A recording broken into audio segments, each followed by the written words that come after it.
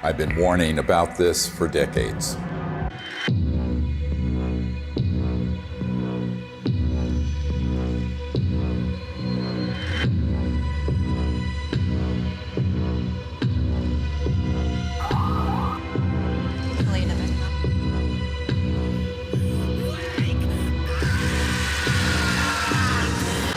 No, not that. This. Speaking of conspiracy theories that actually have truth at the bottom of them, the Corona Relief Bill the President signed last month contains a provision that hasn't gotten a lot of attention. It directs the Director of National Intelligence, in consultation with the Secretary of Defense and the heads of other agencies, to disclose what they know about UFOs within 180 days. So what are they going to tell us? I provided briefings for 4 presidents, foreign heads of state, generals, and a sitting CIA director who later betrayed me. I've seen lives destroyed. William Colby has been missing since April 27th. His canoe was found washed up on the banks of the Wicomico River. Friends murdered. Unthinkable evil unleashed on our planet. All to protect this illegal and immoral secrecy. And nothing I've seen scares me more than this unprecedented moment we are living through. We're in the final hour of an agenda that has been playing out for nearly a century. Centralized monopolies of power in government, the defense industry, and the corporate media are all converging on the same narrative that extraterrestrials are real, they're here, and they're a threat. Those are not weather balloons. Those are clearly autonomous aircraft of some kind that are, as you put it, swarming U.S. military craft. So these are there are 2 options. Under intelligent control. These are craft under intelligent control, and they're flying with impunity, Tucker, within our airspace, and they can outmaneuver, outperform anything that we seem to have. We need to find out who's operating them and also what the intent is. The truth is, we do know who's operating them. Some are indeed extraterrestrial, and they are absolutely not a threat, as you will see. It is, in fact, the secrecy that is an existential threat to life on Earth and beyond, as stated by the first CIA director, Vice Admiral Roscoe Hillenkoetter.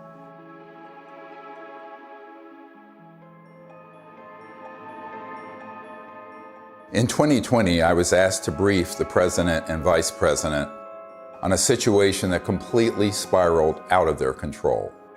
They had been lied to, just as you have been lied to, and we cannot stop what is coming if we don't finally confront the truth.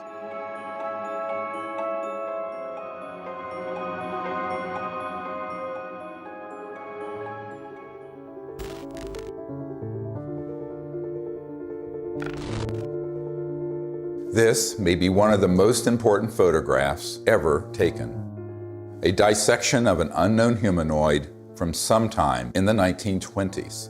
It clearly isn't human. I don't call it extraterrestrial for one reason. We don't have the history of that it came out of an interstellar craft. We don't have the genetics on it. And there are a group of doctors who are obviously doing the dissection, and then there are suits, very much look like government officials in the perimeter watching.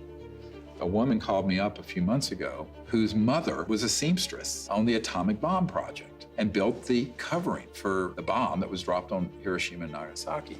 So she was cleared to the A-bomb project. She was then, of course, moved to the only atomic bomb squadron in the world at Walker Field, which is where Roswell is. At that time, she acquired this photo. How do we know?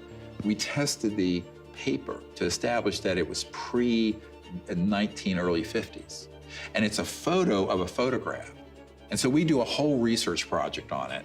We have it analyzed by the top medical archivist in the world, Dr. Burns in Manhattan, who establishes that it is the 1920s. We have the top clothing experts at the Metropolitan Museum of Art determined that those absolutely are from the 20s. So medically, clothing, everything. But if it is what we think it is, it means that there had been targeting and retrieval of extraterrestrial material and beings that are 20, 25 years before Roswell. And that opens another whole chapter. Now, the reason I think that's quite possible, I've had members of my team who've been in the vault and in the classified projects who have seen top secret files going back to the late 1800s and early 1900s dealing with ETs and ET craft and beings. So everyone thinks everything happened at Roswell. No, this goes back longer. Think about that. At least 100 years of UFO secrecy. Do you really think this guy, or this guy, look, here's the deal. or God forbid, this guy, really have a grip on this issue? Excuse me, I didn't mean to fart out of my mouth. They don't. This is why heads of state from around the world come to me, a retired medical doctor, to get the truth about this phenomenon. And sadly, they don't have the power to do much about it once they know the truth. In 2001, I brought together 20 senior military, intelligence, and aerospace whistleblowers at the National Press Club in Washington, D.C., for a press conference that would change the world forever. The men and women who are on this stage and the some 350 additional military intelligence witnesses to the so-called UFO matter and extraterrestrial intelligence can prove and will prove that we are not alone. This marked the public debut of the Disclosure Project and the launch of the global disclosure movement to end UFO secrecy and disclose technologies that would end poverty, climate change, and the use of fossil fuels overnight and transform every aspect of life on Earth. One of the biggest bombshells at that 2001 press conference was the testimony of Carol Rosin, an aerospace executive who worked beside Wernher von Braun, the Nazi rocket scientist who came to America after World War II to work for NASA. Carol received his deathbed confession, a testimony so terrifying that we spent the last 20 years trying to warn about it.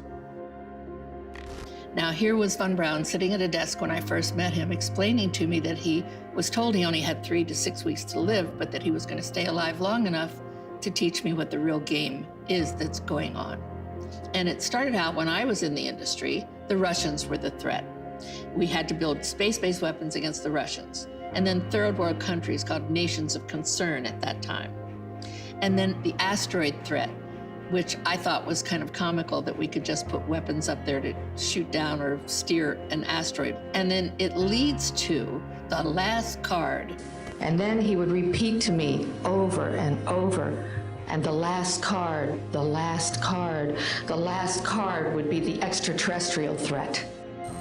He explained to me that there was a moment when we were going to be told that the extraterrestrial beings, that their craft were a threat, and they were not. These craft that have come here are now not UFOs, they're identified flying objects, and we know that they have beings in them. And we have witnesses here who have told you that they can shut down our missile silos. They can stop a rocket going into space that's a test. We have witnesses here who have worked in the classified departments who have the courage to come forward here to support what Wernher von Braun told me back in 1974 to 77. At the end, I said, and it's all a lie. Well, it's still all a lie. The ultimate dream of the dialectical war machine, the military-industrial complex, is to have this war with a potential extraterrestrial civilization. It's their dream of all times. You know, you can roll into place all the kind of strictures of a national security state. You can spend literally trillions of dollars a year on massive military equipment, super high-tech equipment, et cetera. And so that it's logical that they would use that as an excuse. And we do know from repeated examples of it that the utilization of a false flag operation to initiate a war goes on over and over and over again. Our human family does that. The nation states do that. Hitler has done it. They dress up troops looking like some other neutral country they want to invade and have their own troops dress up like them and pretend they've assaulted somebody, and they rush in and attack that country. You know, it's gone on and on. Flashback to September 11, 2001. The world is in shock. The American people are paralyzed with fear and grief. Over the next few days, an unprecedented show of solidarity and patriotism. Americans fly their flag from every car and hang them outside their homes. They unify around an overwhelmed president, brought together as one by terror and loss. Few raised an eyebrow as constitutionally protected freedoms disappeared and the war drum beat loud and unopposed. The 9/11 attack set the stage for an invasion agenda that had been pre-planned for years, as General Wesley Clark revealed in a 2007 interview. He said, I just got this down from upstairs, meaning the Secretary of Defense's office today, and he said, this is a memo that describes how we're going to take out 7 countries in 5 years, starting with Iraq and then Syria, Lebanon, Libya, Somalia, Sudan, and finishing off Iran. I said, is it classified? He said, yes, sir. I said, well, don't show it to me. When Von Braun talked to me about this faked extraterrestrial, he called it a faked alien invasion that was being planned, I saw on a board a list of countries against whom we were going to build space-based weapons. I called Wesley Clark and he answered the phone. And I said, well, what is it about? And he said, well, I asked that question. What is it about? And the guy at the desk said, I don't know. I said, we're going to war with Iraq. Why? He said, I don't know. In its paper, published in 2000, Rebuilding America's Defenses, the neoconservative think tank Project for the New American Century asserted that only a, quote, new Pearl Harbor would generate the political will for the military and defense policy transformations the group desired. Indeed, these traumatizing events are always planned or hijacked in order to manipulate perception and manufacture consent for military action and the theft of our wealth and liberty. George W. Bush, Dick Cheney, and others had decided to go to war with Iraq long before Colin Powell gave that presentation. I feel like it was the lowest point in my professional and personal life that I had a hand in managing it. But we've come a long way since the 9/11 attacks. That same document that called for a new Pearl Harbor goes on to describe how we need to put weapons in space, and even predicts the creation of the Space Force. For a complete fascist takeover, the men behind the curtain will have to play their final card, a cosmic 9/11. This temptation to generate a false flag attack on the part of some extraterrestrial civilization, you even hear people like Ronald Reagan make reference to it. Perhaps we need some outside universal threat to make us recognize this common bound. I occasionally think how quickly our differences worldwide would vanish if we were facing an alien threat from outside this world. Wouldn't it be clear if we all of a sudden found ourselves being attacked by an extraterrestrial civilization? We'd finally all come together. Wouldn't that be really lovely? Well, it's not really lovely for the industrial state. They don't want to lose their other enemies first.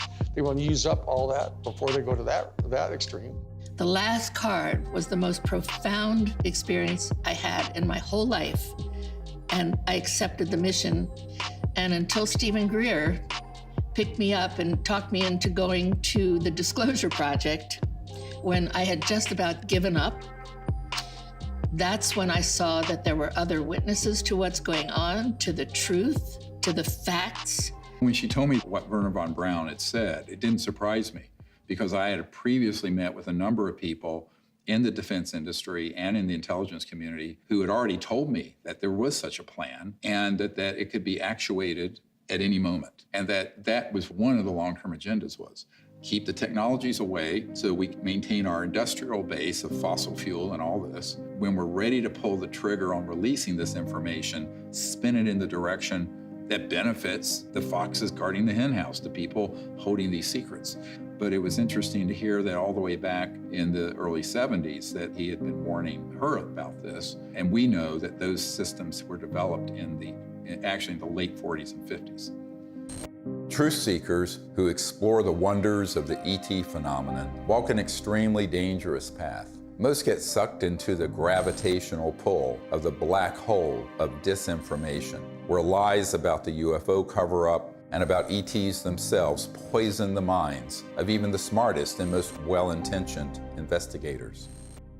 These lies include ETs are demons. It's all interdimensional, not extraterrestrial.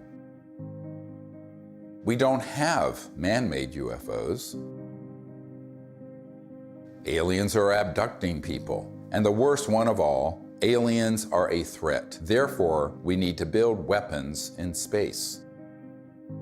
If we cannot commit to no weapons in space, to no war in space, then we're going to continue to have wars on Earth, and we're going to continue at the accelerated pace that we're in right now towards our own human extinction. One of the difficult things of the last 6 months was that I learned that the same group that had been feeding false information to the public through TTSA had their counterparts that had been going into the president's office providing some information, but a lot of disinformation. So the way really good counterintelligence works, or disinformation works, is that at the core of it, there's some truth.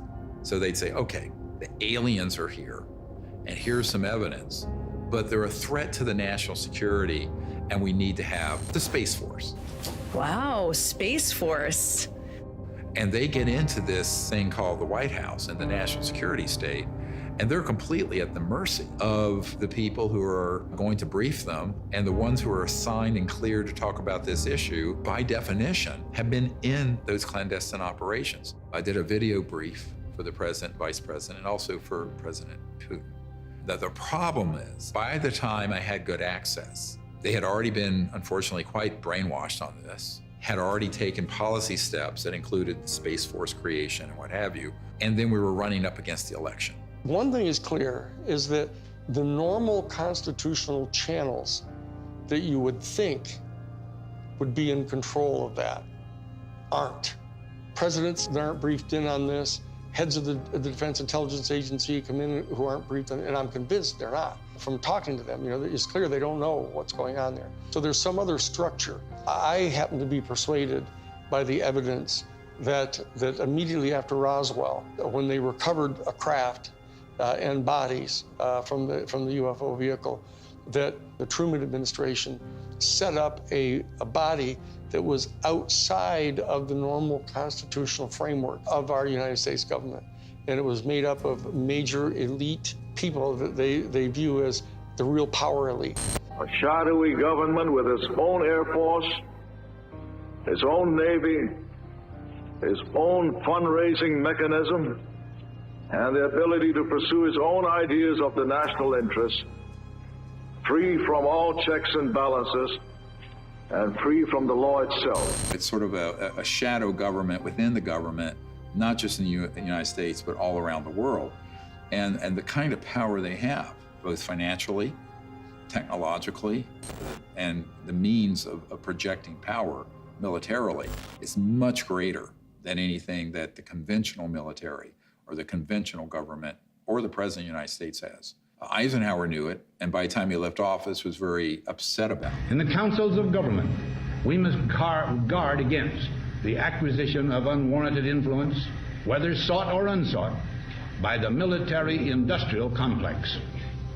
The ETs actually had reached out to Eisenhower near what's now Edwards Air Force Base, Muroc, and really wanted us to stop disrupting the fabric of the universe with these nuclear weapons and advance in a positive way into space and become part of an interplanetary family, which would have been wonderful for humanity, wonderful for the cosmos. But the people who make a lot of money from war and a lot of control of the populace through fear did not want that. So they circled their limousines and sort of moved aside the good people who would have been arguing for that. And that included Eisenhower. We must also be alert to the equal and opposite danger that public policy could itself become the captive of a scientific, technological elite. The fascist element that is owning most of the stock in the major corporations, especially the oil corporations and the natural gas corporations and the pharmaceutical industry, the railroads, the shipping lines. Virtually all these people are fascists, all during the robber baron era. That's what they did. They laid claim to those areas of our American economy, and they've never relinquished them. Those families and those interests became the foundation of the post-World War II military and intelligence and industrialists. They knew that after we had detonated the atomic bomb, there were ET crafts seen all over, wherever we were doing experimentation or storage or launches or anything, or even research and development. The ETs were very concerned about that for reasons we'll get into. So the military-industrial complex, as Eisenhower called it, became very powerful and developed clandestine, covert, unacknowledged special access projects that eventually moved the president out of the way and pushed Eisenhower outside the inner circle. I tell people that that was the era when the presidency was decapitated. Fascism isn't, somebody wearing, a monocle and 6-league boots with a saber scar, and all that stuff, and strutting around in Nazi uniforms. A fascist is a person who believes that the best way to develop the economic resources of the planet and to distribute them among people is to get a hold of them and have exclusive privileged access to these strategic raw materials, and have the corporations that have access to these strategic raw materials, and to be able to put them through the machinery that they pay for and that they invest in establishing and producing these products and hiring people. And they believe that that's the best way to have their economy function. And so that the instrumentalities of the state, of the government, are put at the disposal of the private interests of the corporations. That's exactly what was going on in Germany. The Krupps and the ball bearing factories and the IG Farben corporations, all those big, huge corporations in Germany, they were all privately owned. In fact, they were financed by Brown Brothers Harriman and giving the loans to the post-World War I Germany to build them back up. Andrew Mellon had intimate dealings with Hjalmar Schacht, who was Hitler's private banker. And so did Sullivan and Cromwell. I mean, this is dirty, nasty history. Oh, invest in Nazi Germany. Hitler's a great guy. He's a Republican. Don't worry about it. You'll make lots of money. And then Standard Oil, through straw man in Portugal, all during the war. I mean, business thrives during war. You know that. It's a racket. That whole concept of fascism, and it's a word that gets totally misused because people somehow conflate it with just authoritarianism. But it's a very narrow definition, and it's an accurate definition of what it was that the Central Intelligence Agency was doing, actually promulgating the private interest of the major corporations. And they were putting at the disposal of the interests of those corporations all the instrumentalities of the United States government, most importantly, the military and their intelligence operations and their covert operations. We're keeping the oil. We have the oil. The oil is secure. We left troops behind only for the oil. Because they basically believed that what's good for General Motors is good for America. And it was an entire theory of economic development. And so that they viewed anybody who interfered with that in any way at all as an enemy of the United States. And so that's how the national security state got really established and institutionalized. And so that when they encounter an event like Roswell, where this extraordinary technology crashes, they realize that there's this extraterrestrial civilization that's got this technology that is way beyond anything we've got. Their instantaneous response to that was, let's get it for us. And that we'll have it, and it'll give us this overwhelming advantage over any of our adversaries that are threatening our world dominion, or our, what they call full spectrum dominance, was their actual term that they used. My granddad and I, when we were talking, I'll never forget it. And he said, he was talking about Patton. And of course, he said, I was in Czechoslovakia with Patton in April of '45. And I thought, oh, that was neat. What did you do? And then he's like, well, Patton had to secure a lot of the stuff that the SS had. And I said, oh, that's interesting. And they said, well, we went into this warehouse and there were all these exotic, jet aircraft, rocket engines, parts of the V-2 and maybe a V-3, I don't know. I said, oh, that's interesting. He says, I saw a disc-shaped aircraft. I said, oh, is that the one they built that had the BMW jet engines and the Arata ones in a circle, and it didn't really work and everything like that. And he said, no. And that was it. And so they began to take this in, and they started declaring it to be this huge national security state secret, because it was, other than the nuclear bomb, it was the ultimate potential weapon. And so they wanted to be able to use it at their disposal for their private benefit. That fascism and the fascistic proclivities of these big industrialists and very powerful people, they know they really can't control 8 billion people unless they first control their minds and their beliefs and their attitudes. As Nazi war criminal Hermann Göring said at the Nuremberg trial, the people can always be brought to the bidding of the leaders. This is easy. All you have to do is tell them they are being attacked and denounce the pacifists for lack of patriotism and exposing the country to danger. It works the same in any country. The buffoonery of the Third Reich was instructive, and they learned that that kind of behavior wouldn't be effective. So they went subterranean. They went covert. People don't understand. We won the battle of World War II. We did not win that war.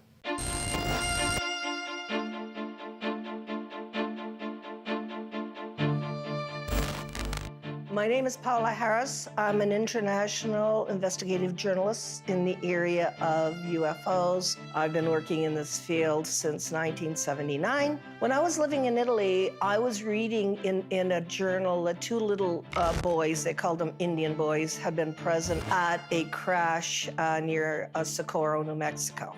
And I was wondering why none of my colleagues ever followed up on that. So when I came to the United States, Destiny had it, that I was able to locate one of the men, Remy Baca. He told me in detail that they had witnessed this crash, these two little boys, in 1945. There was an object that shaped like an avocado. And what interested me most, because I look at the timing, is it was exactly 1 month after we exploded the atomic bomb. And the atomic bomb was July 16th, 1945. 5, 4, 3, 2, 1.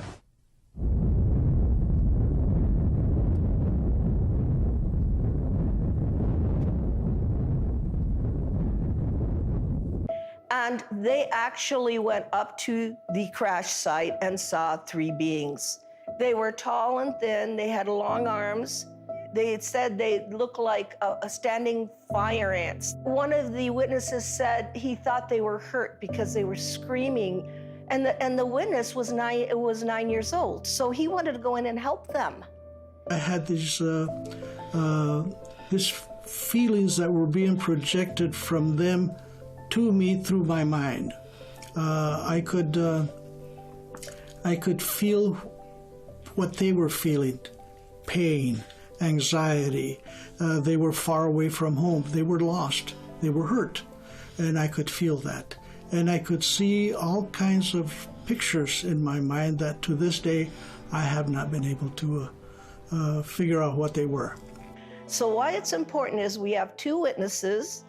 It happened August 16th, 1945. And from that area, about 13 miles away, we had exploded the atomic bomb.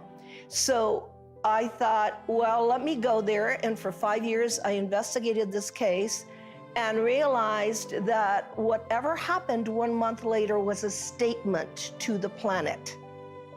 It was a statement about our going into the nuclear age. And it was a statement that meant, wake up, because whatever you guys did 1 month before is going to affect you for the rest of the planetary life. Assuming that they've always been there, but what caused this great interest in us, this large incursion after 47? Obviously, yes, the atom bomb. If you accept the multidimensional theory, it's highly likely that we've done a hell of a lot of damage. In somebody else's world, they might have even done more damage there than we did here.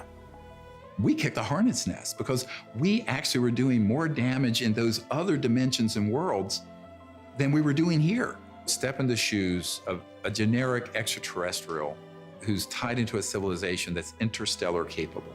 And you are observing that in one person's lifespan, 100 years or so, we're going from guns and maybe cannons and a machine gun in World War I to thermonuclear weapons, then into the space age, then these clandestine and covert unacknowledged projects develop weapon systems based on studying extraterrestrial systems, and then beginning to put them on satellites, on aircraft, and on ships, and on land-based systems.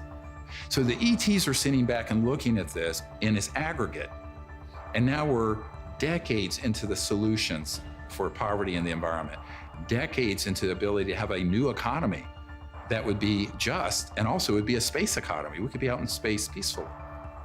We're decades to when we should have ended the war to end all wars was supposed to be World War I. What have we done? One war after another.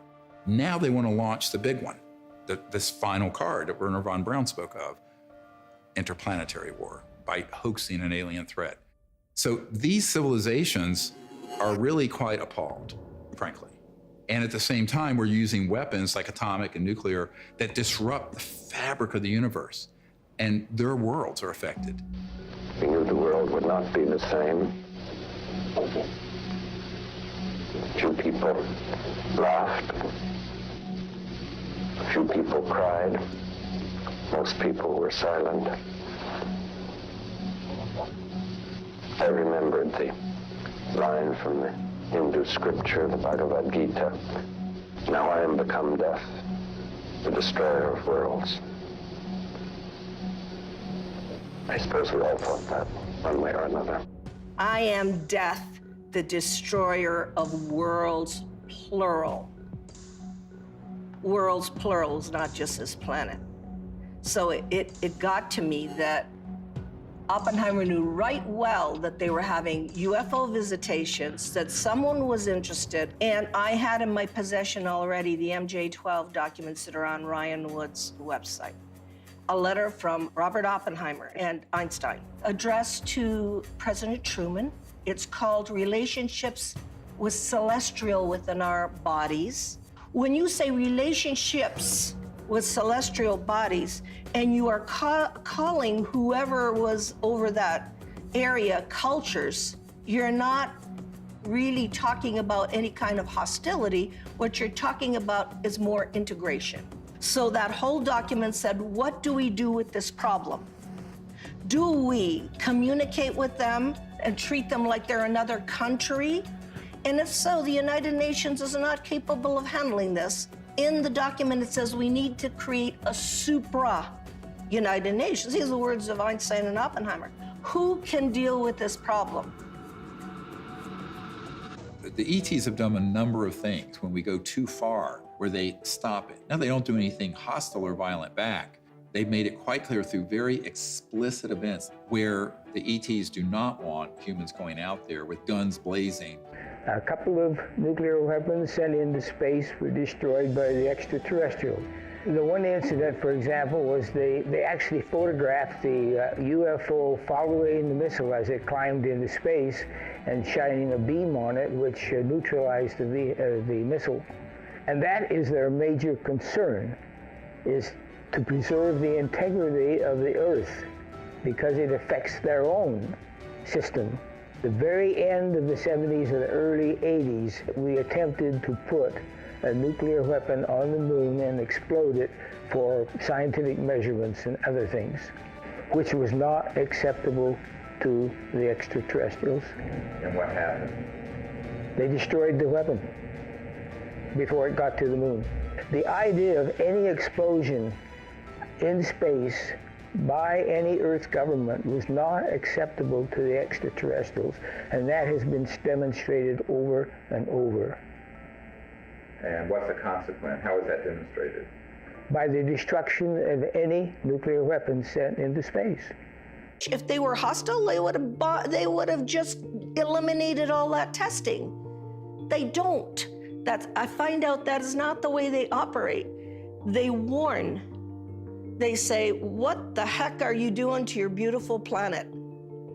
And you have a choice. We have a choice. We can listen, or we can let it happen.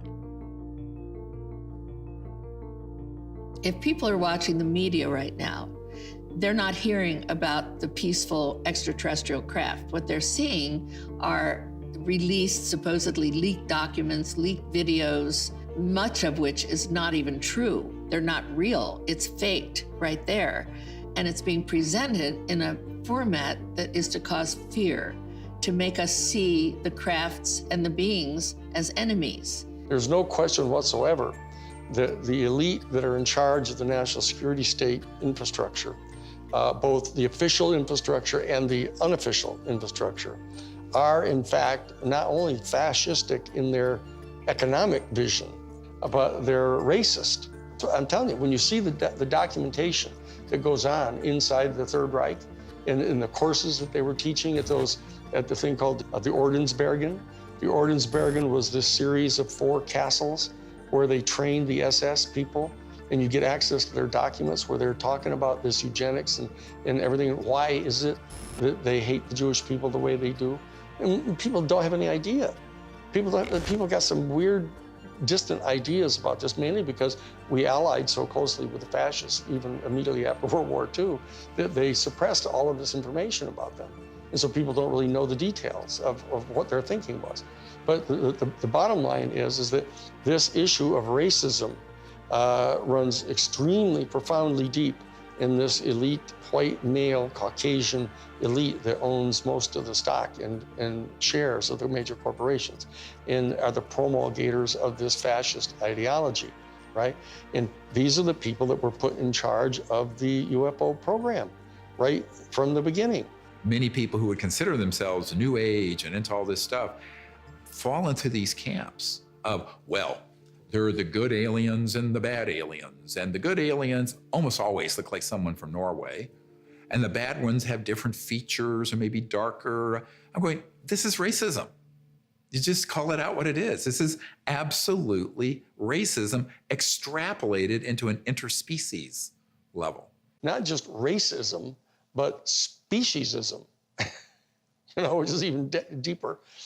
We have to try to overcome this. We have to train ourselves. They're hoping that we as humans evolve out of this mindset of ingrained racist tribalism and not go down the path that these covert interests want us to do and extrapolate into space, push out into space the racist world we've had. I call it exo-racism.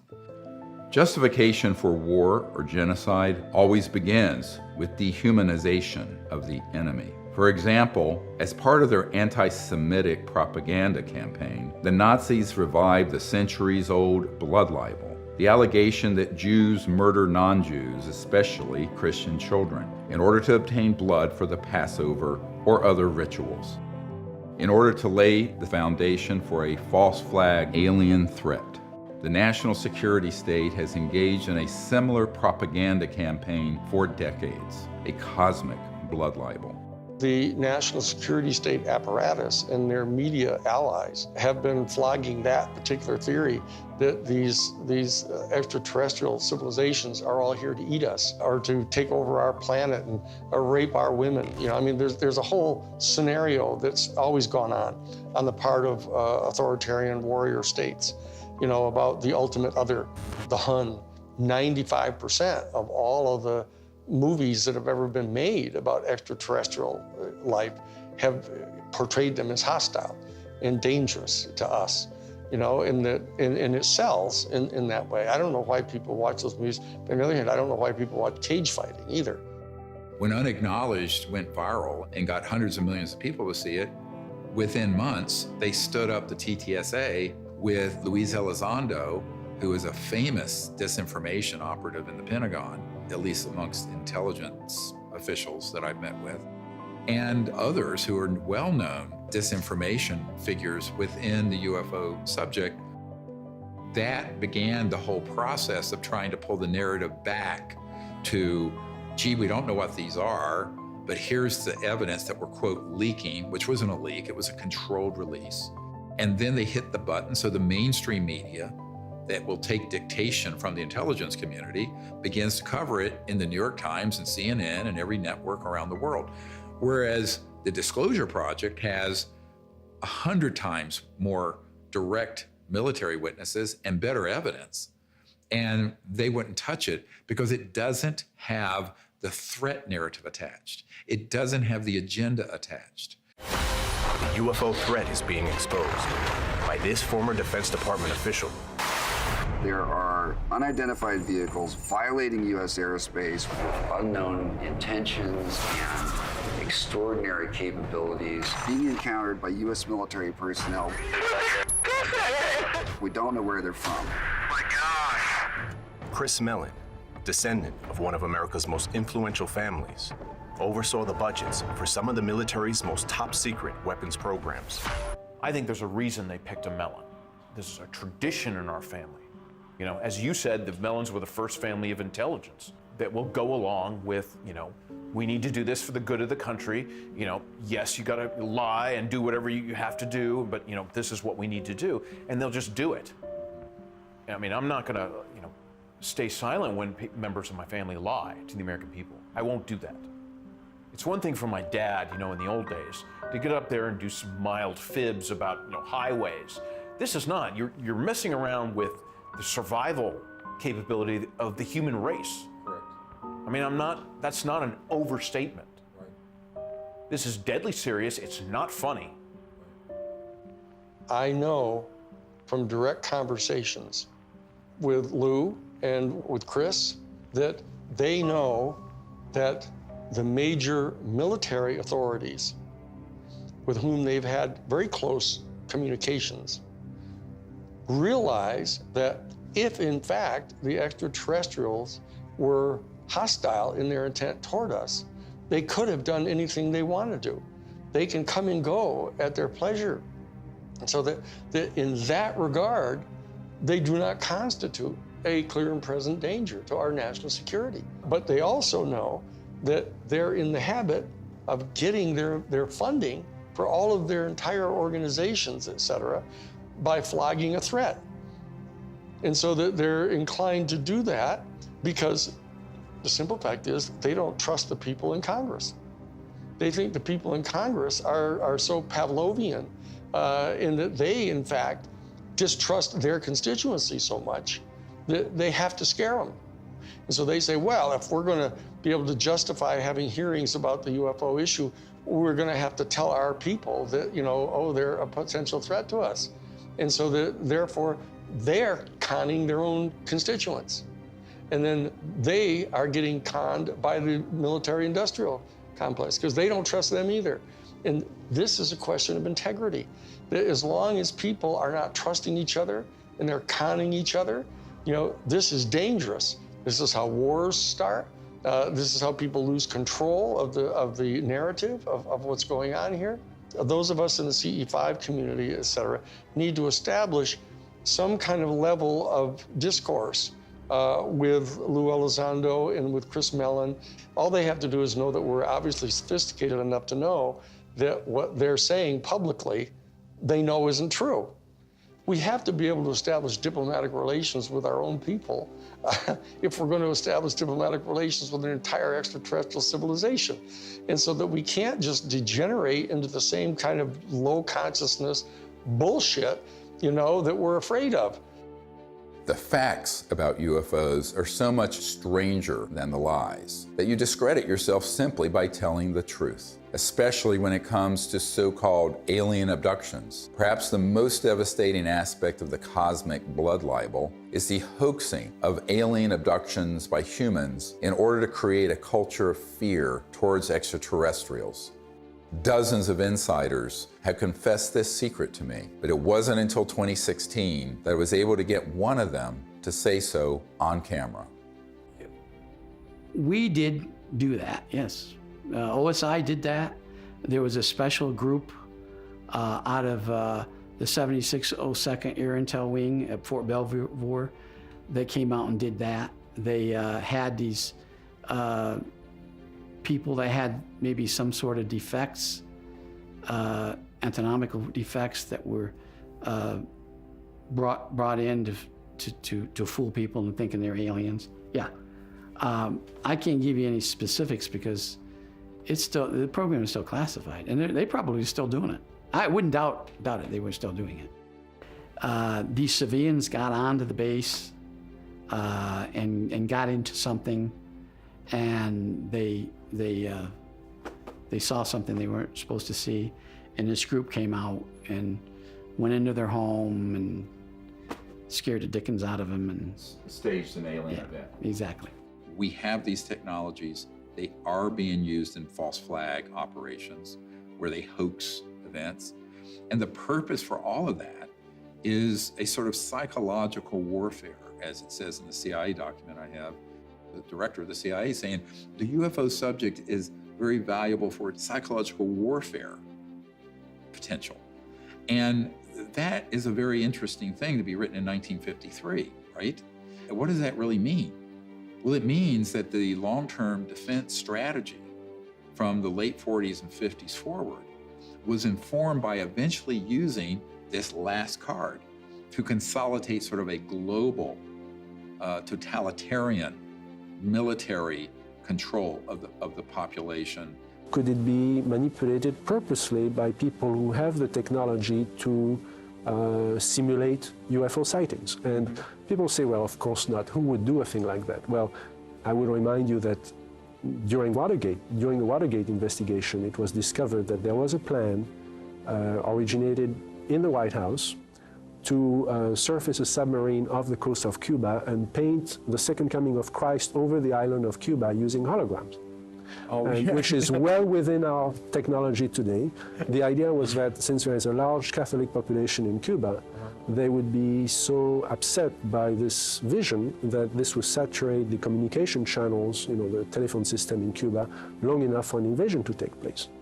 How interesting. I'd never heard of that. Well, I think that's a classic in psychological warfare, but that kind of manipulation is well understood. And I have personally investigated several apparently genuine UFO cases where there was, in fact, manipulation. My conclusion, the conclusion of scientists working with me, was that there was, in fact, a manipulation taking place and that it was not a hoax on the part of the witnesses, but a hoax on the part of somebody much better organized than them. In Vallee's book, Forbidden Science 4, he describes a smoking gun document that confirms what Doty said. In an entry dated Thursday, 26th of March, 1992, Vallee writes, "I have secured a document confirming that the CIA simulated UFO abductions in Latin America as psychological warfare experiments. We reached out to Dr. Vallee and asked him if we could publish the document in this film. He refused and tried to blame the producers of this film for his decision to not release it. Unfortunately, others in the UFO research community have similar evidence of this cosmic false flag, but are afraid to come forward publicly. This lack of courage or integrity, or both, is precisely why the secrecy persists."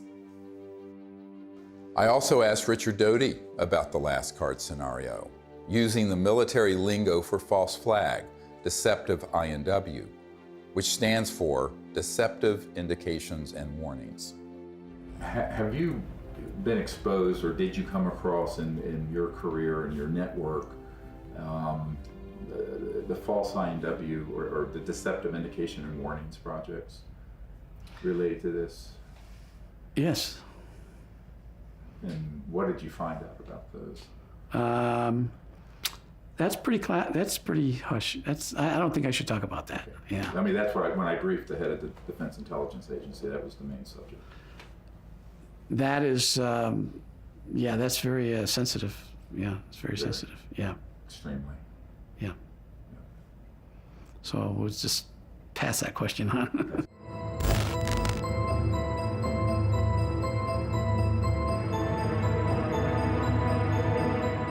Colonel Corso was given the job by General Trudeau for the Army in research and development of foreign technology. But the foreign technology is really foreign. I mean, it's so foreign, it's out of this world.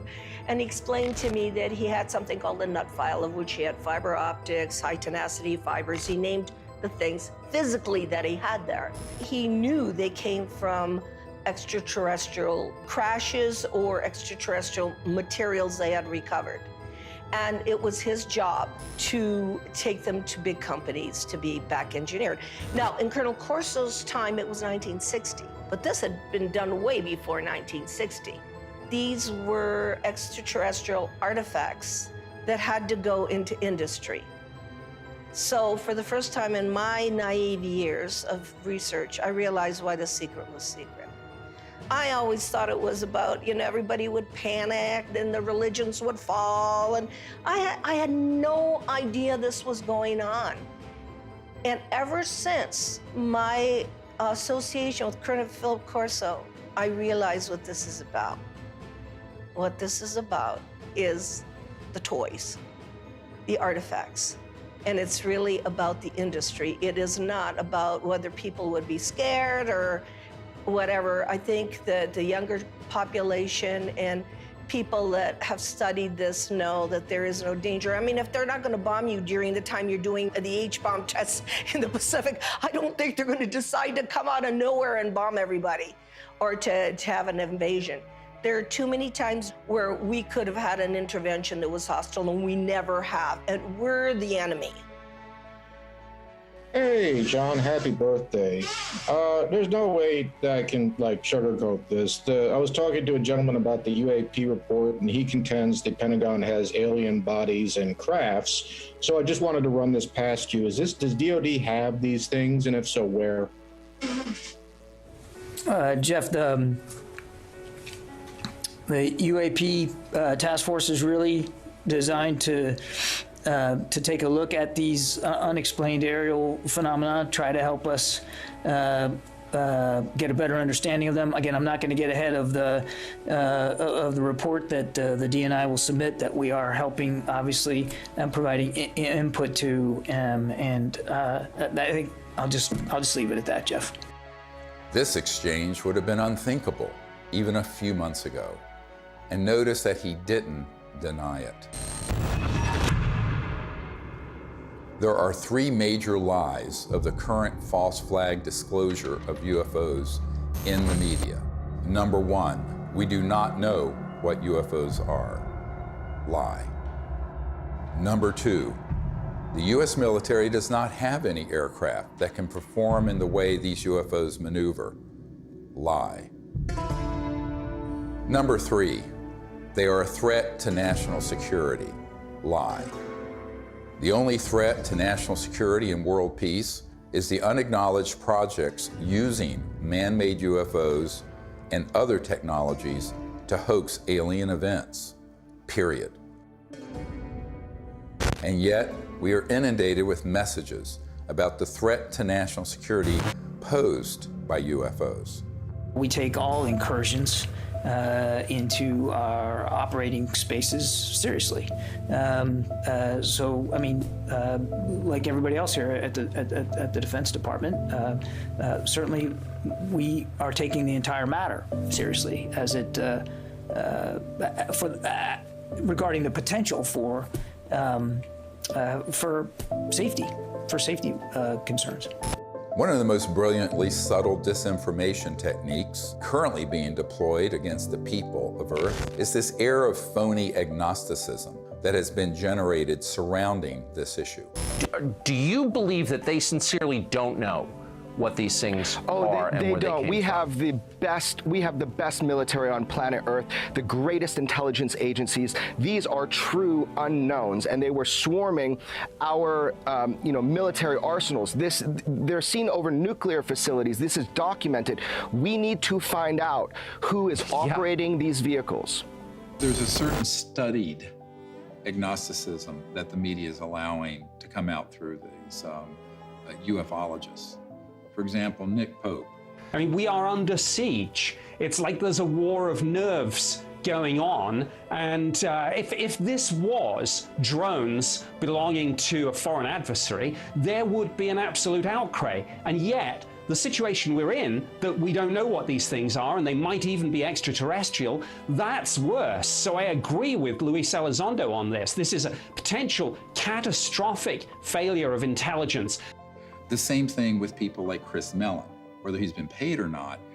he will get up there and say, well, we don't know what these are, we need to study them. There's a vital national security issue, which is that our sovereignty is being violated by vehicles of unknown origin.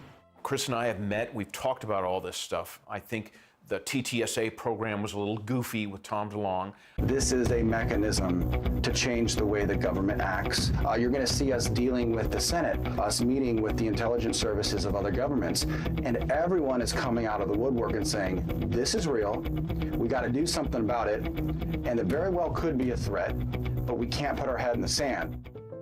Former Blink-182 frontman Tom DeLonge launched To the Stars Academy, or TTSA, supposedly to bring scientists and whistleblowers together to advance the disclosure of UFOs. In reality, this was a thinly veiled front group for the Defense Intelligence Agency, staffed with notorious spooks like Jim Semivan, the former head of covert operations domestic for the CIA. All of a sudden, the same media outlets that historically ridiculed this subject started fawning over DeLonge and his entourage of disinformation agents, and always with the specter of an alien threat. Hal Puthoff was soliciting me for funds for his quantum communication thing, which I think the Navy has had for 30 years. So there's a lot of disconnects going on. And of course, they've left that TTSA program, and I don't blame them. I think it was a shit show. And some type of CIA, quasi-psyop, something. And I don't think anybody was really excited about it. And when they say, this is a mystery we need to solve, that is not true. As you and I know, the US military, especially the Navy, has reams of information on every shape of craft, where it's from, who's driving it, what they're up to, Forget it. It's just been going on for 70 years. The military-industrial complex is not stupid. Neither are the branches of the military. They know exactly what's going on. I think Chris means well. I really do. I don't think he's one of these guys, that's going around here, I'm going to fool the public and get paid for it. He doesn't need the money. I don't need money. We don't need fame or money. That's the last thing a melon wants. I'm telling you. And of course, TTSA even had a Lockheed Martin Skunk Works engineer who said, we need more money to study this because we don't know how these operate. In 1984, I got my chance to go to the Skunk Works. I'm working on things that defy imagination. Meanwhile, we published a letter that was written to Ben Rich, the head of the Lockheed Skunk Works. And the person writing was a friend of Ben Rich and said, are these UFOs ours or extraterrestrial? And Ben Rich writes back, they're both. He acknowledges that they are both extraterrestrial and ours. Now, this is not some ufologist. This is the head of the Lockheed Skunk Works, the premier aerospace engineering entity arguably in the world. Another man exchanging letters with Ben Rich was military aerospace historian James Goodall, who was Rich's pen pal and confidant for 25 years. I met Mr. Goodall in April of 2021 at the 20th anniversary of the Disclosure Project, which we celebrated in Scottsdale, Arizona. He was dying of esophageal cancer. This is the mid-90s. He'd already retired from Lockheed. And I tracked him down. He was at USC Medical Center near the end of his life. And we were talking about John Andrews and some other stuff, and we started talking about UFOs. And he said, Jim, we have things out in the desert that's 50 years beyond what you, and he was talking directly to me, beyond what you can imagine. And if you've seen movies like Star Trek or Star Wars, we've been there, done that, or decided it wasn't worth the effort. I said, Ben, you want to expand upon that? And typical Ben response was, no. The first time I realized that some of these vehicles were actually man-made was when I met aerospace illustrator Mark McCandlish, who testified at the Disclosure Project press conference about a highly classified air show at Norton Air Force Base, where reverse-engineered flying saucers were unveiled for those with a, quote, need to know. A male staff member in Congressman Brown's office not only confirmed the exhibit, but the fact that there were 3 discs at that exhibit. These discs were hovering off the floor without any visible means of support. They were referred to as alien reproduction vehicles, also nicknamed the flux liner because they used high voltage electricity. This is a diagram that I made based on a sketch that Brad Sorensen did for me in rough form shortly after he had his sighting, and subsequently cleaned that drawing up and made it much more accurate. And that's the drawing that Dr. Greer is holding there now. Later on, I obtained photographs that were taken in 1967 by a military pilot, Harvey Williams, flying a C-47 for the Air Force at 12,000 feet, approximately 25 miles southwest of Provo, Utah. This particular vehicle matches the so-called ARV in all proportions and respects in terms of the detail of the shape of the craft. News articles from the 1950s describe how we were on the cusp of unlocking the secrets of gravity, which would unleash a technological revolution. But suddenly the articles stopped without explanation. This is the point where we cracked anti-gravity technologies and it went totally covert. And this Tic Tac, the word is, it's Lockheed Martin. It's the successor to the TR-3G Black Triangle model. Elizondo just will talk the bark off a tree. He goes in circles. He's a great counterintelligence guy. I'd love to get into a debate with him, but of course that's never going to happen. Well, this is a document that was obtained through the Freedom of Information Act, and it demonstrates quite clearly that we have had issues with these, if you will, these UAPs or UFOs in the vernacular for at least 70 years, at least since 1950, probably earlier. And this is official U.S. government correspondence. This isn't some eyewitness report from a civilian. This is official government documentation from military personnel to very senior military brass. And what it says is very quite compelling that, look, we've had a lot of military and intelligence eyewitnesses, to include special agents and scientists, and all of them are seeing these things. And more importantly, the frequency has occurred on a regular and continuing basis over sensitive U.S. military facilities. And this has been occurring, Tucker, again, since 1950. The U.S. government has finally admitted that this is not some sort of secret U.S. technology. Quite the contrary. Over the years, dozens of defense and aerospace industry insiders have briefed me on what they were really working on at places like the Lockheed Skunk Works, going back to the 1940s and 50s. Many of these man-made aircraft have been spotted by thousands of eyewitnesses and become part of the UFO lore, indistinguishable from actual ET craft.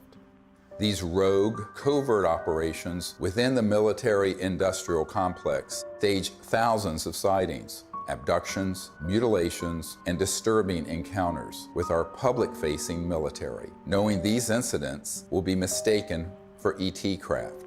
This confusion between what is extraterrestrial and what is man-made is essential for pulling off a false flag that would be blamed on aliens. This is from 1983, Hudson Valley, very famous cases, many witnesses to these transformer-sounding objects, and underneath, when they were close, you can see superstructure and tubes and other things.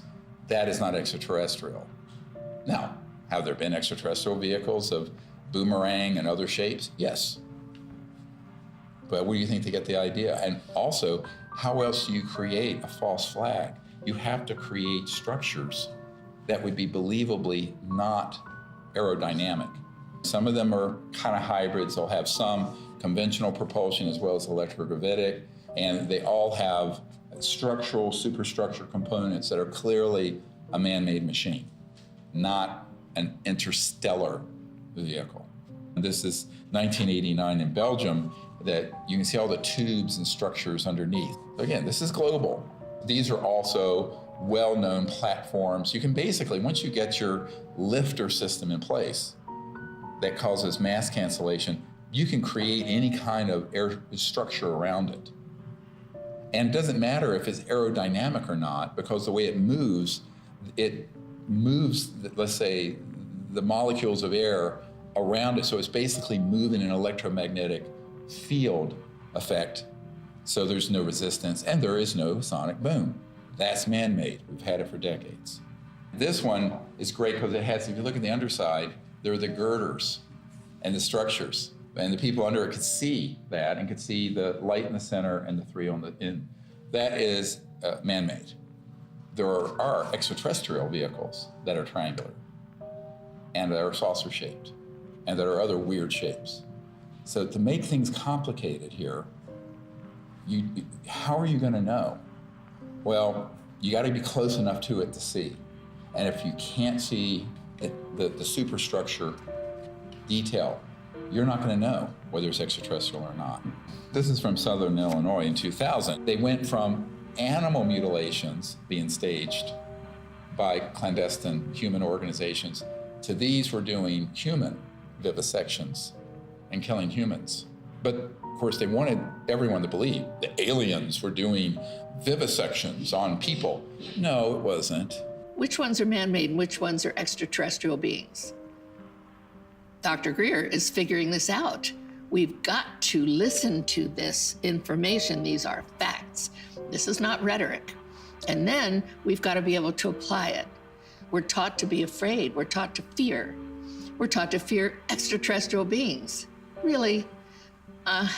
Get over it. Meanwhile, you have people who would purport to be experts in UFOs going on Fox News and other news outlets saying, we don't really know what these are. It's a big mystery. They've lied by omission, and when they say it's a mystery, that's a lie. Okay, I'm sorry, but that, I'm not on board with that. And that, But they have to know that's a lie. Right. So they do, and I think, it's obvious. So, that's why I'm giving this interview with you today. I mean, I've had enough of that. I had enough with my dad. Was he a liaison to Majestic 12 as a magic member? Probably. He probably had 2 pages of the UFO file. Don't worry about the rest of it. Just 2 pages are all you need. Okay, yes, sir. And Chris is going, yes, sir, too. So those people are very studied agnostics who act like we don't know, we don't know, we don't know. And that's why they're given an audience. If they were actually to say, here's what they are, here's what they're doing, which is what a truthful disclosure would be, they would be banned off those networks. I don't think I've ever spoken to anyone who has seen more reports, paperwork, photographs, interviews as you on this topic. Has there ever been a confirmed extraterrestrial ship? We'd have to say no. We'd have to say what's confirmed is that we don't know what this, let's call it a ship or an object. We don't know what it is. We can just say what it isn't. Right. And you can ask yourself, well then what, and of course what we call the extraterrestrial hypothesis is a valid one. I mean, maybe it is from some other place in the universe. In the axis of disinformation, Leslie Kean is the original shameless opportunist of ufology. Over 2 decades ago, Leslie embedded herself in the planning and execution of the Disclosure Project and then betrayed our trust by hijacking our top secret witnesses and case studies and repackaging them. Most people don't realize that on the day of the Disclosure Project press conference, intelligence agencies jammed our signal leaving the National Press Club building for the first hour. Leslie was there and she knew that we had revealed too much. She adopted this fake agnosticism so that every door to mainstream media outlets would be open for her. Anything that can operate in impunity within our airspace, within restricted airspace, that can have near misses with our Navy pilots, it has to be considered a potential threat. Anything that's in the skies that we don't know what it is, and it's demonstrating incredible capabilities. The only way the Department of Defense is going to deal with it is to see it as a potential threat. Anything that enters an airspace that's not supposed to be there is a threat. After receiving classified briefings on UAPs, Senator Marco Rubio called for a detailed analysis.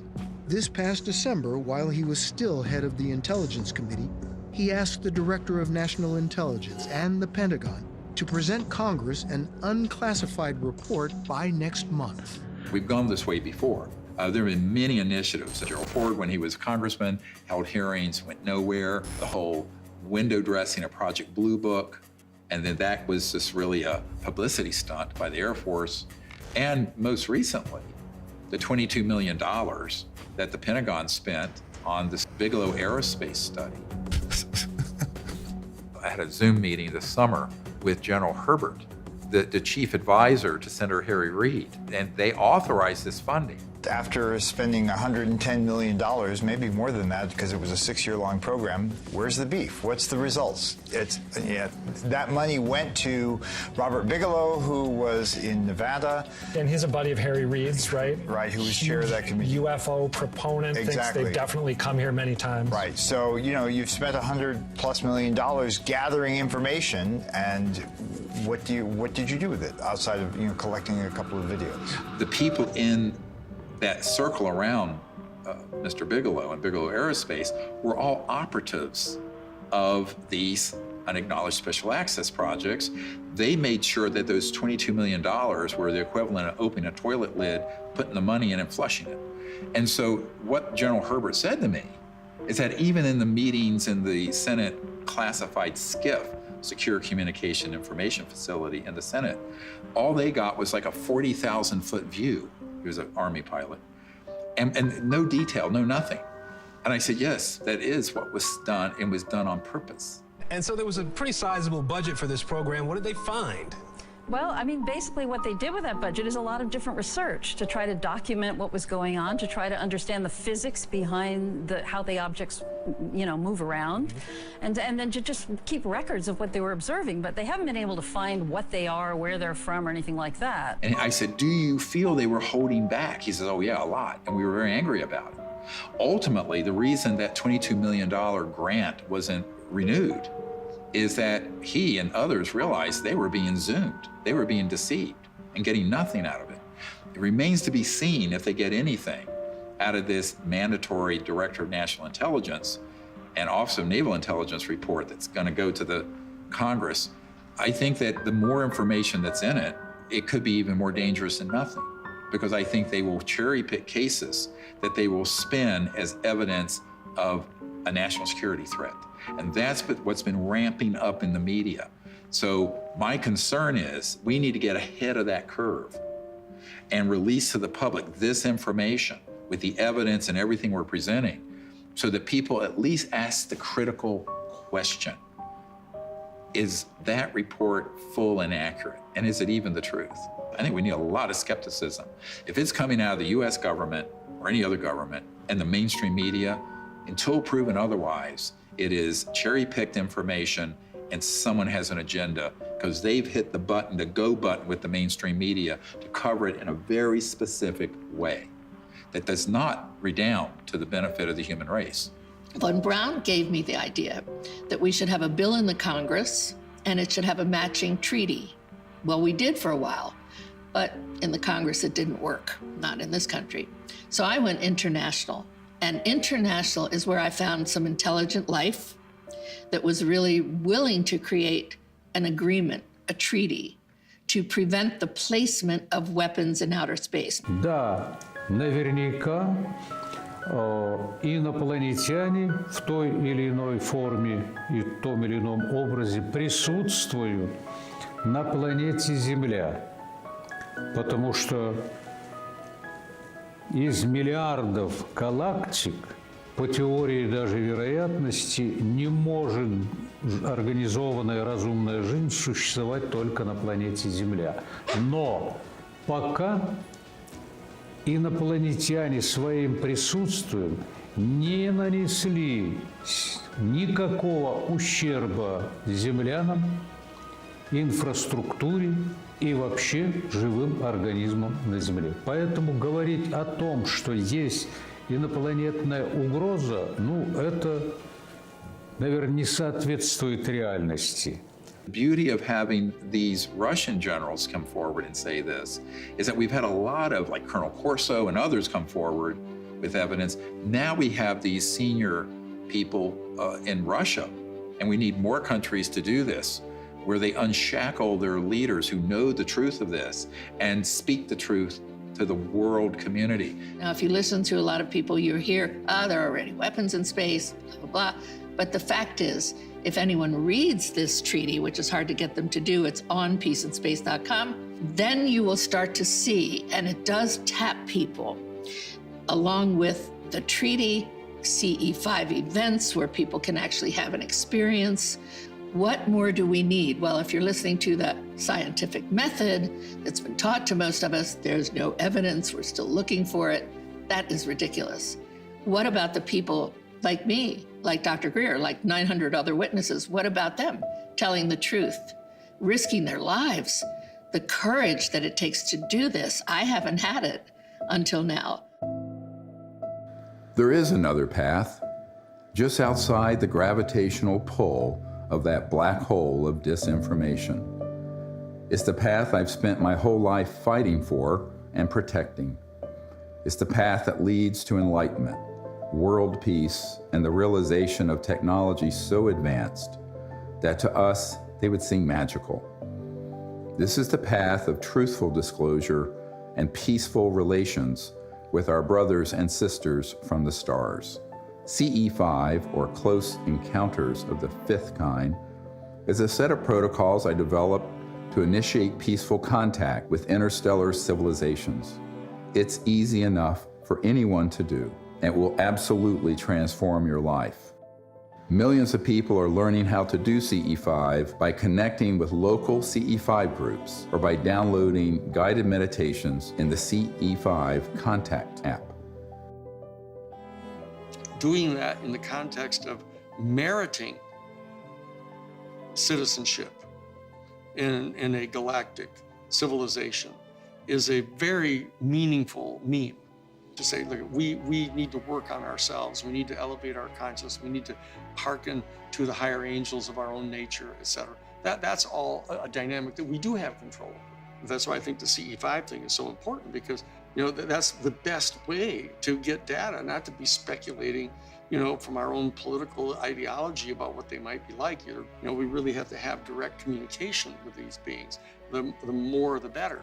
That dual role of elevating our own consciousness and rising to the highest levels of the angels of our own human nature on the one hand, and reaching out to establish communion and contact with the extraterrestrial beings themselves are the two pathways that we have. And in dealing with the national security state, we just have to take whatever steps we can in the legislative realm to impose treaties to keep us from doing things like militarizing space and developing space weapons and all that kind of stuff. That's another third leg of this stool that we have to really do to exercise whatever kind of control we can have over the political realm. And that, I think, is the only way we're going to have not just world peace. World peace should have happened at the end of World War I. We have to have universal peace. At this point, world peace is too late. We're already in an interstellar moment. We're already in a cosmic time.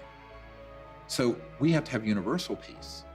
And universal peace comes from both our external policies and behaviors and from within, the great peace within, the state of universal consciousness.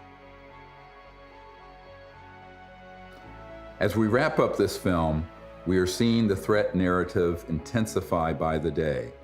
Language like, "We need to stop trying to contact aliens," seems to confirm my long-held suspicion that CE5 would be blamed for a staged alien attack. Do not believe this lie. This isn't entertainment. This is our survival. I saw that Dr. Greer would never stop doing this until he took his last breath, and that he needed help with this. This is not about us. It's not about fame, fortune, money. There's no money anyway in all this. It's about finding a group of people that have the same vision, but the most beautiful vision he has. And I've attended so many CE5s, is that he has found a way, a non-hostile way, to communicate with who's ever out there, because whoever's out there is depending on him to change this situation. So that, for me, is the most important. The CE5 protocols that everybody can do is going to make a darn difference. So for me, the Disclosure Project is a miracle. And it hasn't been easy. It has not been easy. Can I give you a hug? I love you. You just keep going. We're here. You just keep going, okay? I'll never leave you, so you just keep going. Do what you do. And do what you do the best, because if we don't do it, nobody's gonna do it. Do you understand that? Okay.